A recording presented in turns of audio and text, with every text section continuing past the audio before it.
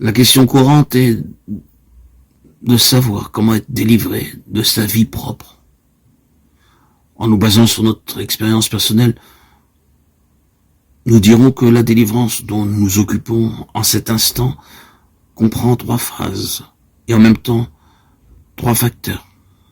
La croix, l'esprit, la contemplation du Christ glorifié. Veuille l'Esprit de Dieu illuminer notre témoignage.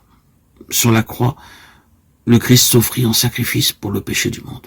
Il y a là un acte de substitution, d'amour, de pardon. Mais j'y trouve encore davantage. J'y découvre en puissance les arts de ma sanctification. Relisons Romains 8, 3, 4. Ce qui était impossible à la loi à cause qu'elle était faible dans la chair, Dieu l'a fait en envoyant son propre Fils dans une chair semblable à celle des hommes pécheurs. Et pour le péché, il a condamné le péché dans la chair, afin que la justice de la loi fût accomplie en nous, qui marchons non selon la chair, mais selon l'esprit. L'œuvre de substitution d'abord, Dieu a envoyé son propre Fils pour le péché, puis celle de ma sanctification, dans une chair semblable à celle des hommes pécheurs. Sur la croix et dans la personne de Christ, la chair, la mienne, a été crucifiée. Comment m'exprimerai-je pour faire comprendre combien cette pensée a pénétré et transformé ma vie? Après la découverte de Jésus, mon sacrifice, ce qui influença le plus mon existence fut de discerner dans le Sauveur, sans péché, mourant sur la croix, l'effigie de mon moi pécheur, y mourant avec lui.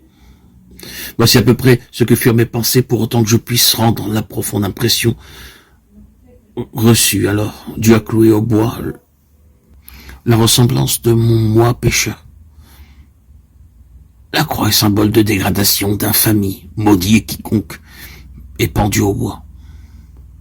Si Dieu a passé un décret de malédiction sur une chair semblable à la mienne, bien qu'elle fût sans péché, combien plus doit-il lui sembler au Dieu que je chérisse ce moi pécheur, que je le développe et en fasse le centre de ma vie. Oh, croix bénie, au pied de la croix de mon Sauveur, je compris que Christ et moi, nous sommes un. En lui, je suis pendu au bois. Désormais, j'en ai fini avec le moi, et me prosternant au pied de la croix, je m'unis à Christ en sa mort par la foi, je consignai ma vie propre à la croix. Ce fut comme si je prenais le moi avec ses ambitions, ses désirs, ses aspirations vers la perfection, sa corruption, sa versatilité, son esprit de critique, son manque de charité, et que je l'y clouais vraiment. Je pris le misérable et lui dis, tu es maudit, tu mourras. Mon Dieu t'a cloué au bois. Viens, tu viendras. J'ai décidé la chose et de toute la force de ma volonté, de toute la puissance de ma foi, tu mourras sur la croix. Cet instant de ma vie fut décisif. Depuis, j'ai constamment crucifié le moi. La mort du Christ m'en sépare à jamais. Souvenez-vous de ce passage de l'Épître aux Galates. Ceux qui sont à Christ ont crucifié la chair et ses convoitises.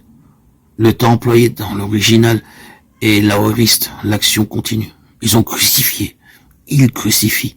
Vous me direz peut-être, pardon monsieur, mais vraiment, il me serait impossible de vivre de la sorte. À tout instant, je me demanderais si le moi ne se glisse pas ici ou là. Cette constante analyse de mes sentiments, cette crainte du moi me paralyserait. Ce que vous dites est loin d'être simple. Eh bien, je vous attendais là, mon ami. Autrefois, je pensais comme vous. Mais ici, l'Esprit de Dieu intervient en nous. Et j'arrive à mon second point. Si par l'Esprit vous faites mourir les œuvres de la chair, vous vivrez. L'Esprit a des désirs opposés à ceux de la chair. Ce fut par l'Esprit éternel que le Christ s'offrit à Dieu sans péché. Et c'est l'Esprit éternel en vous et moi qui s'oppose à la vie propre et la crucifie. Mais protestez-vous encore. Crucifier le moi me fera souffrir. Je me ferai l'effet de monter la garde auprès d'un cercueil et de surveiller l'œuvre de mort sur un cadavre. Oui, c'est cela en un sens, et cependant, c'est tout autre chose. Et j'arrive à mon troisième point. Jésus. La contemplation du Seigneur ressuscité. Alors que tout au fond de votre cœur, l'Esprit de Dieu lutte contre la vie propre, contre le moi et ses convoitises. Il révèle en même temps Jésus-Christ. Le Seigneur vous est tout proche, il vous devient une réalité. Le Saint-Esprit conduit les regards sur Jésus, de sorte que vous ne pensez pas à l'Esprit, et c'est à peine si vous pensez au moi, mais votre cœur, votre pensée sont remplis du Seigneur. Oh, mes amis, pardonnez-moi d'exprimer de façon si imparfaite le plus sublime des mystères. Mais je prie que le Saint-Esprit vous révèle ce que c'est que d'avoir comme centre et comme source de vie Jésus.